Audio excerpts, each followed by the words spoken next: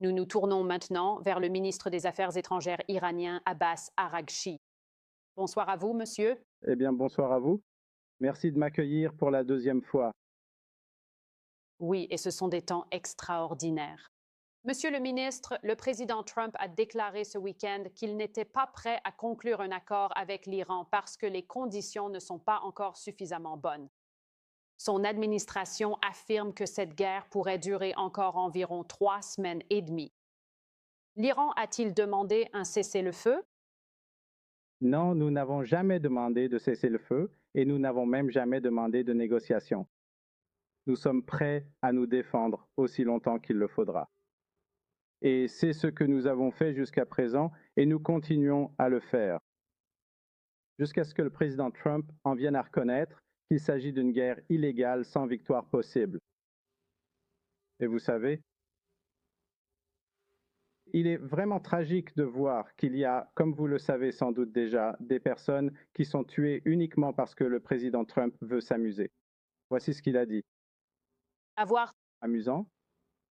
Oui, c'est ce qu'il a dit, qu'il coule des navires et cible différents endroits parce que c'est amusant. Le secrétaire à la guerre a déclaré qu'il n'y a aucune pitié et il s'agit là d'un crime de guerre. Même affirmer cela constitue un crime de guerre. Il s'agit donc d'une guerre choisie par le président Trump et les États-Unis. Et nous allons poursuivre notre autodéfense. Cela peut être votre position, mais monsieur, c'est une guerre de survie pour votre gouvernement. Monsieur le ministre, ne devez-vous pas négocier et engager le dialogue, soit directement, soit par l'intermédiaire d'un tiers? Non, ce n'est pas une guerre de survie. Nous sommes suffisamment stables et forts. Nous ne faisons que défendre notre peuple contre cet acte d'agression. Je ne vois aucune raison de parler avec les Américains, car nous étions en train de discuter avec eux lorsqu'ils ont décidé de nous attaquer. Et c'était la deuxième fois. Il n'y a pas de bonne expérience à discuter avec les Américains. Nous étions en train de parler. Alors pourquoi ont-ils décidé de nous attaquer? Alors, à quoi bon retourner discuter une fois de plus? Eh bien, je voudrais revenir là-dessus dans un instant. Vous faites référence à la diplomatie avec le gendre du président Trump, Jared Kushner, et son envoyé, Steve Witkoff. Mais pour continuer sur ce point, l'Iran envoie ses drones et ses missiles dans vos pays voisins alliés américains à travers le Golfe.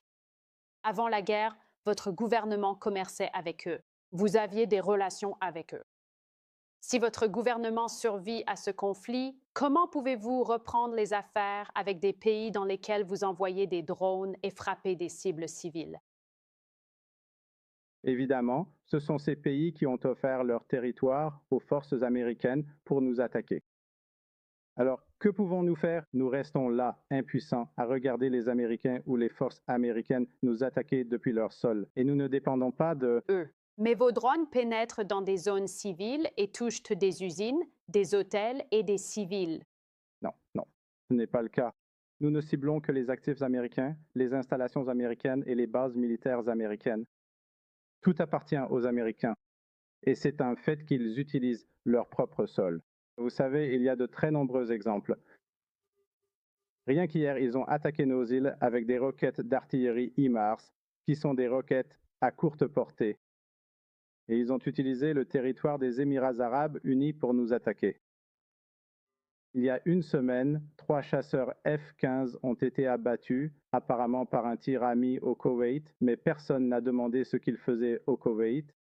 Ils utilisaient le Koweït et, vous savez, l'espace d'un pays voisin, d'un pays ami, pour nous attaquer.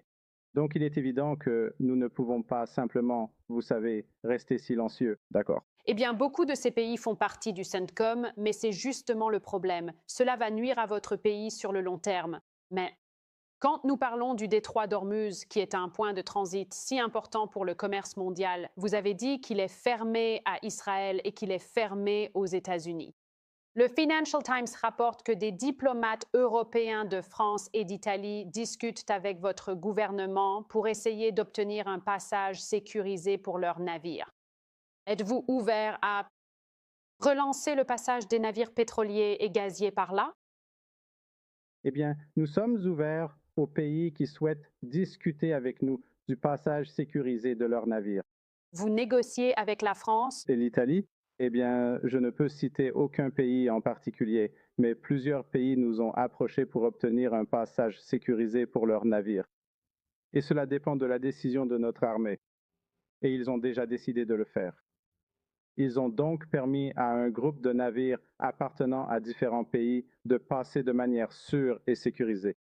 Nous leur fournissons donc la sécurité nécessaire pour passer, car nous n'avons pas fermé ce détroit. Ils ne viennent pas d'eux-mêmes à cause de l'insécurité qui règne, due à l'agression des États-Unis. Je voudrais vous interroger à nouveau sur les négociations. L'Iran a déclaré posséder environ 440 kilos de matière nucléaire. Où se trouve ce matériel maintenant? Qui en a la garde? Eh bien, nous n'avons rien déclaré. Ceci est vérifié et déclaré par l'agence. Ce Droite. n'est pas un secret. Ce n'est pas un secret, vous savez. L'agence a indiqué dans de nombreux rapports la quantité exacte de nos matières nucléaires enrichies. Où est-il maintenant? Qui a... En avoir la garde. Ils sont sous les décombres. Nos installations nucléaires ont été attaquées. Et tout est sous les décombres.